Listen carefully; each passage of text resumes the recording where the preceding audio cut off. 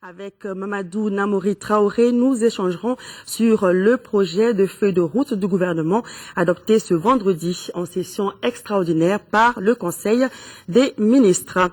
Le Conseil des ministres s'est donc réuni en session extraordinaire ce vendredi 25 janvier dans la salle de délibération du palais de Koulouba sous la présidence du président de la République par intérim, le professeur Djankouna Traoré.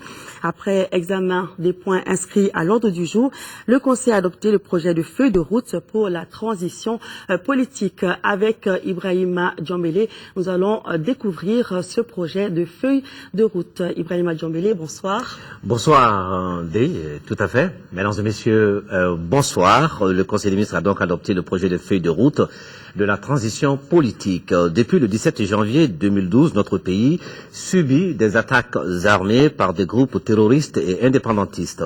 Cette situation aboutit à des événements qui ont entraîné la rupture de l'ordre constitutionnel et l'occupation des 2/3 du territoire national.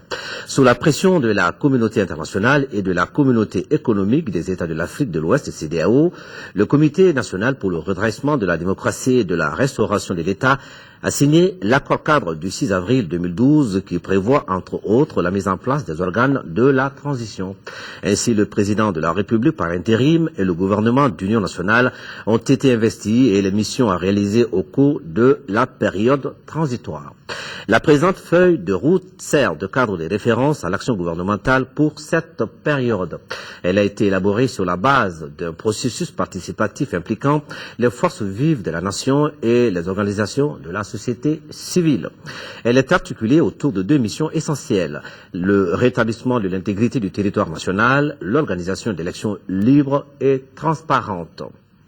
Dans le cadre du rétablissement de l'intégrité du territoire national, le gouvernement poursuit les objectifs suivants: la libération des zones sous contrôle des groupes armés avec d'autres forces militaires bilatérales, régionales ou internationales, la mise en place d'un dispositif de défense et de sécurité permettant d'assurer la paix et la sécurité, et la quiétude, la restructuration de l'armée, la formation du personnel militaire et la mise à niveau des équipements, l'organisation des discussions armées qui ne mettent en cause ni la laïcité ni l'intégrité territoriale, l'organisation du retour de l'administration dans les zones occupées, le retour volontaire des réfugiés et déplacés des régions du Nord et la prise en charge de leur insertion sociale, l'organisation de dialogue intercommunautaire, la lutte contre l'impunité, la mise en place d'une commission nationale de dialogue et de réconciliation.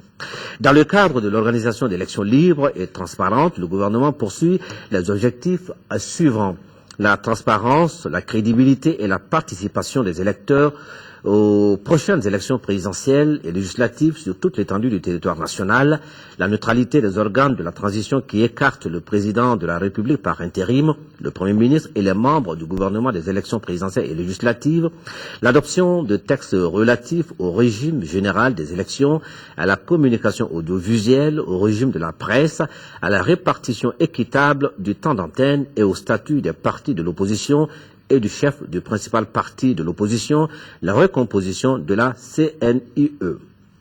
L'établissement du fichier biométrique et des cartes d'électeurs, l'établissement d'un chronogramme indicatif. Outre la réalisation de ces deux missions, le gouvernement mettra en œuvre les actions appropriées pour atteindre les objectifs suivants: l'instauration définitive de la paix dans le Nord et de la sécurité sur l'ensemble du territoire, la préservation de la paix sociale, le redémarrage de l'économie, la consolidation de l'état de droit et la protection des droits humains, en particulier ceux des femmes et des enfants victimes de violences, le rétablissement de la coopération au développement, la lutte contre la corruption, la réhabilitation des régions du Nord et l'amélioration des conditions de vie des populations vivant dans le Nord, la sauvegarde de la cohésion nationale. Le financement de la feuille de route est assuré par le budget d'État 2013 à hauteur de 112 milliards et par les appuis extérieurs des Sissoko. Merci Ibrahima Djambélé. C'était là donc le contenu du projet de feuille de route du gouvernement adopté cet après-midi en session extraordinaire du Conseil des ministres.